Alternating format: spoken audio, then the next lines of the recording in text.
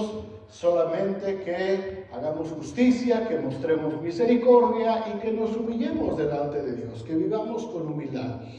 Y como hemos estado diciendo, hermanos, en todos estos mensajes, la iglesia se ha desviado mucho, no todos obviamente, pero una gran parte de la iglesia se desvió mucho a lo que la gente quería, las emociones de la gente. Ayer estaba viendo un documental muy interesante acerca de las mega iglesias que fueron grandísimas en los años 90, principios del 2000. Y la mayoría de ellas ya están olvidadas, cerradas, se terminó el asunto y muchas están hasta abandonadas. De hecho, yo viviendo en California, estaba asistiendo a una iglesia que era grandecita, tenía el auditorio para 3,000 gentes y se llenaba 3 veces el domingo y una vez el sábado, o sea que sí, una buena cantidad de gente. Y instalaciones preciosas, hermosísimas. Nosotros llegábamos ahí solamente de oyentes, ¿no? Bueno, llegamos ahí de congregantes nada más. En esas iglesias a veces no se puede ni participar en mucho, ¿no? Total que estuvimos ahí por una buena temporada y ya últimamente me enteré, mi hermano que también iba ahí, me dijo, oye, fíjate que la iglesia a donde íbamos allá en California está abandonado el lugar. La iglesia se acabó, el pastor, ya era un pastor grande, murió. Y de ahí ya nadie se pudo levantar, ya el templo quedó abandonado, está ahí cerrado, está todo lleno de hierbas, un auditorio, hermanos, de veras una cosa increíble, y unos salones de niños, y era muy bonito, y está todo abandonado ahí. Y ayer estaba viendo este reportaje de otras iglesias en Texas, en California, en varios lugares en Atlanta, que están en la misma situación. ¿Qué fue lo que sucedió? Estaban analizando en este reportaje que de pronto muchos de estos pastores de estas megaiglesias dijeron, ¿qué es a lo que la gente le molesta escuchar en las iglesias y qué es lo que le molesta ver? Y vamos a quitar todo eso para que la gente entonces tenga más confianza de venir. Dice, y quitaron los vitrales de las iglesias y quitaron todas las imágenes que tuvieran que ver con cruces, con todo eso lo quitaron, convirtieron en auditorios muy modernos, pusieron mucha luz, pusieron efectos de sonido, pusieron unas grandes bandas musicales. Y en la predicación quitaron todo aquello que comprometiera a la gente, es decir, solamente le empezaron a dar lo que la gente quería escuchar, sentirse bien, sermones de autoayuda, de motivación, y que la gente se sintiera motivada a salir adelante y a seguir lo que ellos querían. Entonces le empezaron a dar a la gente lo que la gente quería escuchar, solamente. Y ya no hablaron de santidad, no hablaron de pecado, no hablaron del infierno, no hablaron del cielo, no hablaron de la gloria, no hablaron del compromiso con el Señor, no hablaron de santidad, no hablaron de humildad, no hablaron de nada de eso que a la gente le pudiera parecer molesto o incómodo, ¿verdad? Que les comprometiera su comodidad. Pero con Dios no se juega, hermanos. Con Dios no se juega. Y muchas de estas iglesias están o desapareciendo, o algunas de plano ya desaparecieron, y otras están viniendo totalmente abajo. Y Dios está empezando nuevamente a hablarle a la iglesia acerca de las cosas que la palabra de Dios ha marcado desde un principio. Los conceptos, las enseñanzas, los requisitos que el Señor ha puesto desde un principio. Jesucristo nunca ofreció un lecho de rosas a los que le siguieran. Jesucristo nunca dijo, el que venga atrás de mí va a vivir una vida sin preocupaciones, sin molestias, y todo lo que desee se le va a conceder como por arte de magia. Jesucristo nunca dijo eso, ni los apóstoles lo dijeron. Jesús lo que siempre dijo fue, el que quiera venir en pos de mí, nieguese a sí mismo, tome su cruz, lo cual significa que va a haber un problema. Tomar una cruz no significa románticamente tomar una cruz. La cruz significaba muerte. La cruz era dolor, la cruz era martirio, la cruz era clavos enterrados en las manos y en los pies. La cruz no era un chiste. Cuando Jesús dice tome su cruz, no está hablando solamente en sentido figurado, sino que está hablando de que seguirle a Él nos iba a costar inclusive la misma vida. Y esto pasó en el primer siglo. Los discípulos, los primeros cristianos, ofrendaron sus propias vidas con tal de que la palabra de Dios siguiera corriendo y que el evangelio se extendiera. Pablo nunca dijo que la cosa iba a ser fácil.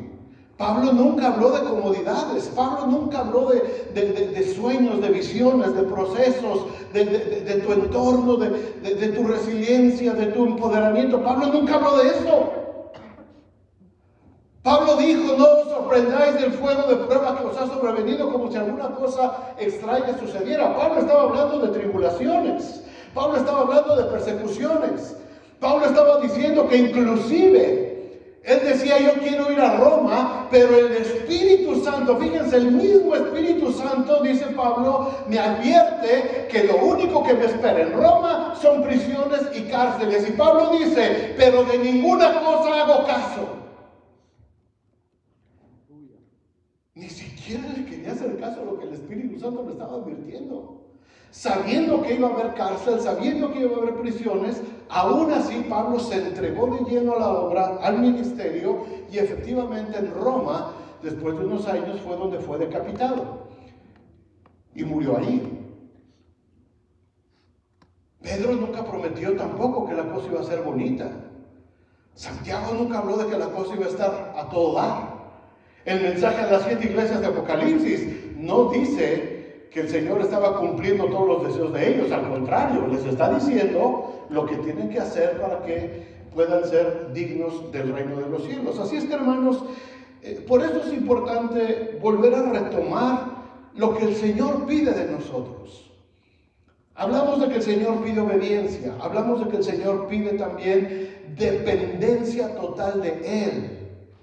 Hablamos de que el Señor pide humildad de parte nuestra, y este tema que estamos tratando es particularmente difícil porque la humildad y la soberbia son dos cosas que están peleadas entre sí, pero son cosas que nos distraen mucho. Así es que hoy vamos a hablar sobre Santiago 4:6, sobre el tema: Dios resiste al soberbio. Dios resiste al soberbio. Santiago 4:6 dice: pero Él da mayor gracia.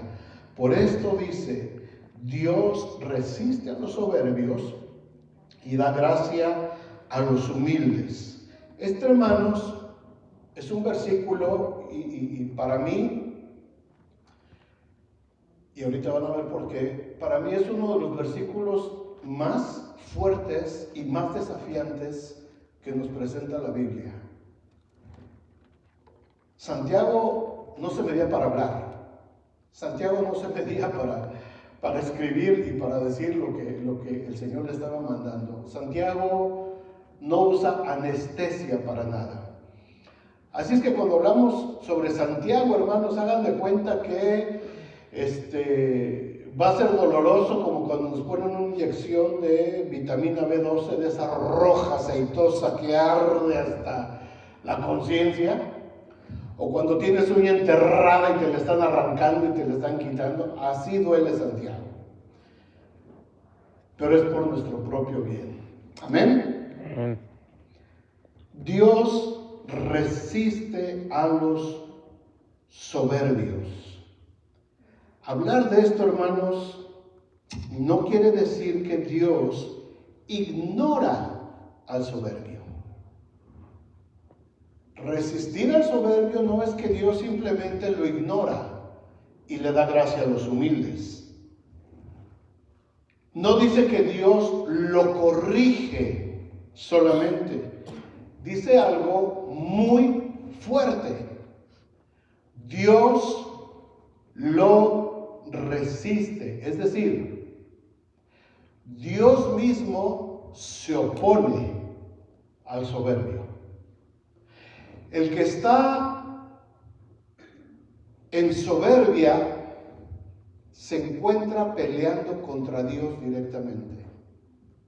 Cuando nosotros estamos metidos en nuestra soberbia, estamos resistiendo directamente a Dios. No es que Dios nos está consecuentando, no es que Dios sencillamente nos pone a un lado y trabaja con los humildes, sino que nosotros estamos peleando directamente contra el Señor. Eso significa que Dios resiste, es decir, empieza una lucha, hay una resistencia. El soberbio está peleando contra Dios por ver quién es mejor, por ver quién es el primer lugar, por ver quién es el que tiene razón y quién es el que puede llevar las cosas mejor adelante. Eso es lo que hace el soberbio, resiste en contra de Dios. Es doloroso, muy doloroso, porque en una vida, hermanos, donde queremos que Dios pelee por nosotros, todos queremos que Dios pelee por nosotros. Siempre decimos con mucha alegría, si Dios por nosotros, ¿quién contra nosotros? Y el cielo y la tierra pasarán, pero mis palabras no pasarán. Y el que está conmigo, conmigo es. Y queremos que Dios pelee por nosotros. Y cuando oramos, Señor, tú vas delante de mí como poderoso gigante y tú vas a pelear. Queremos que Dios pelee por nosotros y que esté de nuestro lado. Pero este texto, hermanos, nos confronta con una realidad. Si hay orgullo en mi corazón en cualquier área de mi vida, me puedo encontrar luchando contra Dios. Puedo estar en contra de Dios. Gamaliel, este hombre de los sacerdotes judíos, sabio, si ustedes se acuerdan en el libro de los Hechos, cuando estaban discutiendo sobre lo que Pedro y Juan estaban haciendo y la predicación que había, y el Sanedrín estaba congregado y querían seguir maltratando a Pedro y Juan, este hombre sabio Gamaliel se levanta y dice: hermanos, acuérdense que ya hubo alguien que se levantó antes y le fue mal. Y después se levantó otro y lo siguieron unos cuantos, pero al final se murió y la cosa se desbandó. Déjenlos estos que sigan hablando, que sigan predicando. Y Gamaliel dice algo muy importante. Si es de Dios esto que están haciendo, si es de Dios, permanecerá. Dice, perdón, si no es de Dios, se va a desvanecer como los otros. Pero si es de Dios, no sea que nos hallemos luchando contra Dios. Esa es la soberbia. Esa es la soberbia. Cuando yo estoy con soberbia en mi corazón, me encuentro luchando contra Dios. Por eso la soberbia duele, hermanos. Por eso la soberbia produce tanto dolor y por eso la soberbia nos tira al suelo y a mucha gente le cuesta mucho trabajo levantarse. Cuando estamos hablando de esta serie, debemos entender que la humildad no es opcional, es esencial. Es esencial. En los 2 estudios anteriores que tenemos hablamos ya de 6 conceptos que espero que los vayan apuntando o teniendo por ahí en mente. Hablamos de que la humildad se aprende mirando a Cristo. Hablamos de que la humildad nace en el corazón. La humildad trae descanso a nuestra alma. La humildad honra.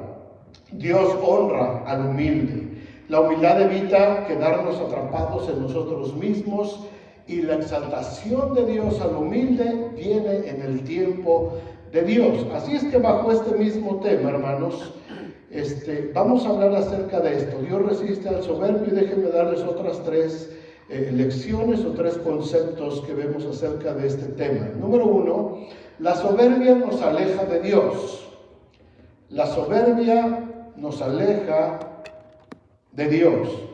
La soberbia no siempre es evidente. Muchas veces la soberbia es muy sutil. Muchas veces la soberbia no se percibe, aparentemente, es silenciosa, está disfrazada. No sé si les suena el término, la falsa modestia. Muchas veces la soberbia viene disfrazadita y uno no se da cuenta. Se manifiesta cuando no reconocemos nuestra necesidad de Dios. Cuando creo que todo lo puedo hacer por mí mismo, independientemente de Dios, allá hay soberbia. Cuando creo que yo tengo una mejor opción o una mejor solución que la que Dios me está ofreciendo, ahí hay soberbia. Cuando creo que puedo solo, cuando digo no necesito a Dios o no necesito a la iglesia. Yo no necesito a la iglesia. Oye, ¿por qué no vas? ¿Y por qué? No, yo no necesito a la iglesia. Por los hipócritas, yo no lo necesito.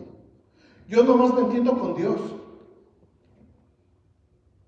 Nada más Dios y yo. Yo no necesito a los hermanos. Yo no necesito a la iglesia. Salmo 133. Mirad cuán bueno y cuán delicioso es habitar los hermanos juntos en armonía. ¿Por qué? Porque allí envía el Señor bendición y vida eterna. Hebreos dice, no dejen de congregarse como algunos tienen por costumbre. ¿Por qué? Porque el día se acerca. No podemos solos, hermanos. No podemos solos. Yo no puedo llevar mis cargas solo. Por eso compartimos nuestras necesidades. Por eso cuando tenemos una necesidad la compartimos, hermanos. Hay esta necesidad, hay esta petición. Estoy pasando por esto. Necesito que la iglesia me diga que está orando por mí. Y a lo mejor alguien dice, no, es que a mí no me gusta que se enteren de mis cosas. Es que yo soy muy reservado. Es que yo no quiero que la gente se entere. Soberbia. Soberbia. ¿Por qué? Porque Jesús dijo, sobrellevad los unos las cargas de los otros. El Señor dice en su palabra, si alguno está alegre, cante alabanzas. Si alguno está enfermo, llame a los ancianos de la iglesia para que oren por él. El Señor no dice, trata de arreglártelas tú solo. El Señor no dice solamente tú puedes tú solito, tú y yo en tu oración nada más lo vamos. No, el Señor nos anima a que busquemos a la iglesia. Cuando yo pienso que yo puedo salir adelante del problema solo, cuando yo pienso que ya tengo yo toda la solución y que no necesito a la iglesia, estoy cayendo en soberbia. Y estoy luchando contra Dios. Porque Dios me mandó a depender también de un grupo de gente llamado iglesia. Los santos, que no son perfectos. Por supuesto que no son perfectos. Porque ninguno somos perfectos. Pero aún así Dios estableció la iglesia. Y Dios dijo, en esto conocerán que sois mis discípulos, en que os améis unos a otros. Y la única manera de amarnos, hermanos, es saber qué es lo que pasa en nuestra vida. Cuando dices, hermanos, por favor, oren porque tengo un problema financiero, y la iglesia se pone a orar. Y alguien puede decir, es que no falta el chismoso que dice, ¿y cuánto te falta? Y tú dices, ¿a qué te importa? ¿Y qué tal si el hermano te quería bendecir y darte lo que te faltaba? Soberbia. Soberbia. No, yo no le voy a decir, ay, qué pena. Que sepan que traigo problema con el marido o con la mujer. Ay, qué pena que sepan que mis hijos andan de rebeldes. Y por quedarnos en la pena, por quedarnos en la soberbia, la iglesia no ora. Y el problema se nos hace más grande pensando que nosotros lo podemos solucionar. No, hermanos. No sea que nos hallemos luchando contra Dios. El orgullo endurece el corazón. Dice Proverbios 16:5. Abominación es a Jehová todo altivo de corazón. Ciertamente no quedará impune. Qué advertencia tan fuerte. Y es Antiguo Testamento, es Proverbios, es Salomón. Abominación es a Jehová todo altivo de corazón. Todo el que dice yo puedo. Yo no necesito a la iglesia, yo no necesito a los hermanos, yo no necesito al pastor, yo no necesito que oren por mí, yo no necesito que se enteren de lo que está pasando en mi vida. No se trata de que des detalles. Se trata de que no seas soberbio pensando que tú lo puedes hacer. Y que Dios para eso puso la iglesia, para que podamos descansar unos y otros. Un corazón endurecido, hermanos, deja de escuchar la voz de Dios. pierde sensibilidad espiritual y comienza a depender de sí mismo. Dios no puede respaldar una actitud que compite contra su autoridad. El Salmo 138:6 dice: porque Jehová es excelso y atiende al humilde, mas al altivo mira de lejos. Lo mira de lejos. Por eso dice que resiste al soberbio, hermanos. No porque no lo ame, sino porque el orgullo es totalmente incompatible con la naturaleza de Dios. Isaías 2:11 dice: la altivez de los ojos del hombre será abatida, y la soberbia de los hombres será humillada, y Jehová solo será exaltado en aquel día. Es decir, no se puede competir contra Dios. Solamente Él es el exaltado. Solamente a Él se le da la gloria. Solamente a Él se le da la honra. ¿Por qué? ¿Porque Dios es un Dios egoísta? No. Porque Dios sabe que la soberbia y el orgullo, hermanos, nos van a destruir. Como destruyó a Adán. Como destruyó a Lucifer. El orgullo y la soberbia son armas que nos van a destruir a nosotros. Por eso Dios a lo largo de toda la Biblia nos manda acerca de la humildad. Porque el orgullo y la soberbia nos van a destruir tarde o temprano. ¿Cuánta gente conocemos, hermanos, que se montaron en la soberbia y ahora están totalmente apartados de Dios? Ahora están totalmente lejos de Dios. Y sus hijos y sus generaciones están pagando las consecuencias. Porque ellos se montaron en la soberbia. De pensar que todo se trataba de ellos. Y que alguien los había tratado mal. Y que alguien había dicho. Y entonces mejor me voy de la iglesia. Montados en la soberbia. Y de pronto ves a los hijos. Y de pronto ves a las siguientes generaciones dando tumbos por acá, por allá. Y los ves, ya ahora en las redes sociales, los ves con tarros de cerveza y con botellas de alcohol, y los ves. La soberbia destruye. La soberbia y el orgullo destruyen, hermanos. Es un cáncer espiritual que nos va comiendo. El segundo concepto o enseñanza para hoy: la humildad es un puente para recibir la gracia de Dios. El mismo versículo de Santiago nos da esa esperanza al final. Él dice: da gracia a los humildes. Dios resiste a los soberbios y da gracia a los humildes. La gracia, por supuesto, hermanos, no se gana, no tenemos que hacer nada para recibir la gracia de Dios. La gracia se recibe solamente de parte de Dios. Pero hay una condición del corazón que atrae la gracia de Dios: la humildad. La humildad. Un corazón humilde reconoce su necesidad, se acerca a Dios con sinceridad, depende completamente de Él. ¿Se acuerdan de la historia del general del ejército sirio, Naamán, allá en el segundo libro de Reyes? Cuando el profeta Eliseo, este hombre era el mero general del ejército sirio, y resulta que estaba leproso.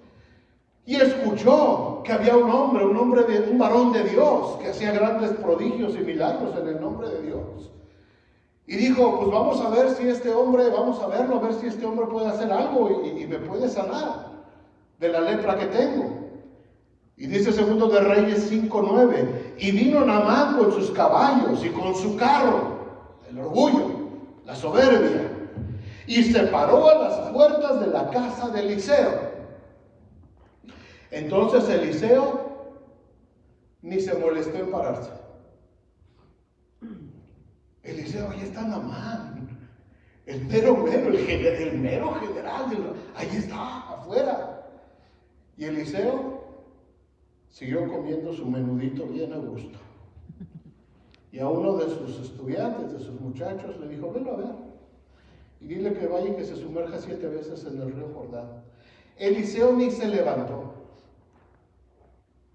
No se impresionó porque este hombre llegó con sus caballos y su carro. Eliseo, por supuesto, de parte de Dios, entendió que lo primero que había que hacer en este hombre era quebrarle su orgullo. Había que quebrarle esa soberbia. Y Eliseo le manda a uno de los chalanes: velo a ver, dile que se vaya a bañar al río Jordán ahí, que se meta 7 veces. Y el hombre se indigna.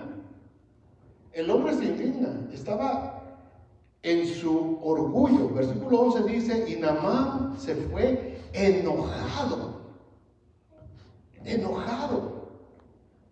diciendo: he aquí, yo decía para mí, yo estaba pensando, saldrá el hombre de Dios y estando de pie. Fíjate bien la soberbia del hombre. Yo pensé que el pastor iba a salir y estando de pie, ni siquiera sentado el pobre varón de Dios, no, tenía que estar de pie delante de Naamán. Y estando de pie delante de mí, invocaría el nombre de Jehová su Dios y alzaría su mano y tocará el lugar y sanará la lepra.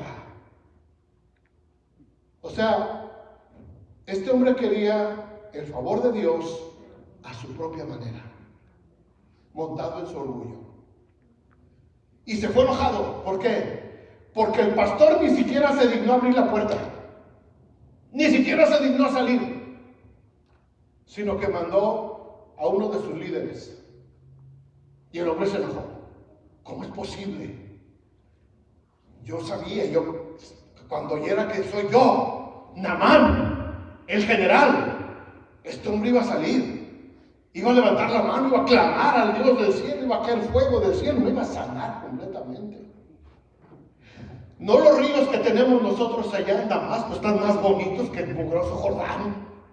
Todavía se aventó a hablar del pobre rey de Jordán, con tantas historias tan bonitas. Habana y Farfax, ríos de Damasco, ¿no son mejores que todas las aguas de Israel? Si me lavase en ellos, ¿no seré también limpio? Y se volvió y se fue enojado. Hermanos, la soberbia enoja. El orgullo enoja. Cuando las cosas no se hacen como tú pensabas que se tenían que hacer, te enojas. ¿Por qué? Porque era como yo decía que se hiciera y no se hizo como yo quería. Así es que me enojo y me voy enojado. Versículo 13. Mas sus criados se le acercaron y le hablaron diciendo: Padre mío. Fíjense cómo se dirigían los siervos de Naamán. Padre mío, si el profeta te mandara alguna gran cosa, ¿no la harías? O sea, si te mandara a hacer algo más grande que esto que te acabo de decir, ¿no lo harías? ¿Cuánto más diciéndote, pues nomás ve a lavarte y serás limpio?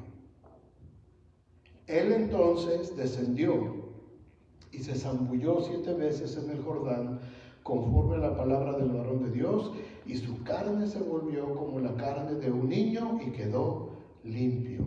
El contraste del orgullo con la humildad. Descendió, es decir, bajó su nivel, bajó de su orgullo y descendió a las mugrosas aguas del Jordán.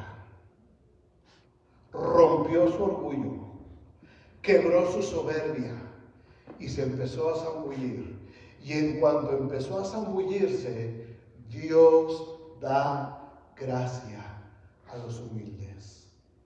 Y su piel se volvió blanca como de niño y fue limpio de la lepra. La gracia de Dios, hermanos, viene a través primero de la humildad. Jesús tuvo mucha gente que lo quería seguir.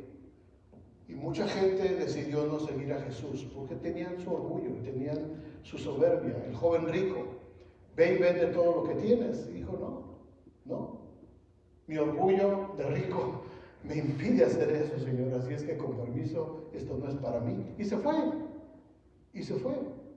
y no siguió a Jesús.